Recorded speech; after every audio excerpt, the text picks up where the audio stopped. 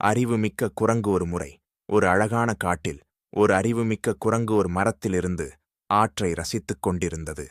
அது நாள்தோறும் அங்கே அமர்ந்து இயற்கையின் அழகை ரசிப்பதை கடமைப்படுத்தியது. ஒருநாள் அங்கு ஒரு முதலை குரங்கை பார்த்து மிதமாகப் பேசியது. குரங்கு சகோ, நீ விரும்பினால் நான் உன்னை ஆற்றைக் கடத்தி எதிர்க்கரைக்கு அழைத்துச் செல்லலாம். அங்கே உணவுகளும் பல வகை பழங்களும் இருக்கின்றன என அது கூறியது. ஆனால் முதலையின் எண்ணம் மோசமானது. அது குரங்கின் இருதயத்தை சாப்பிட வேண்டும் என்று திட்டமிட்டிருந்தது. குரங்கு உடனே சந்தேகமடைந்தது.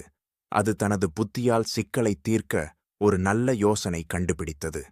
சகோ, நான் எப்போதும் என் இருதயத்தை மரத்தில் வைத்து விடுவேன். அதை எடுக்காமல் போவதில்லை. முதலில் மரத்திற்கு திரும்ப வேண்டும் என குரங்கு கூறியது. மூடமான முதலை அதை நம்பிவிட்டது. அது மீண்டும் குரங்கை மரத்திற்கு திரும்பக் கொண்டு சென்றது. மரத்திற்குப் போன உடனே குரங்கு பாய்ந்து மரக்கிளையில் ஏறியது.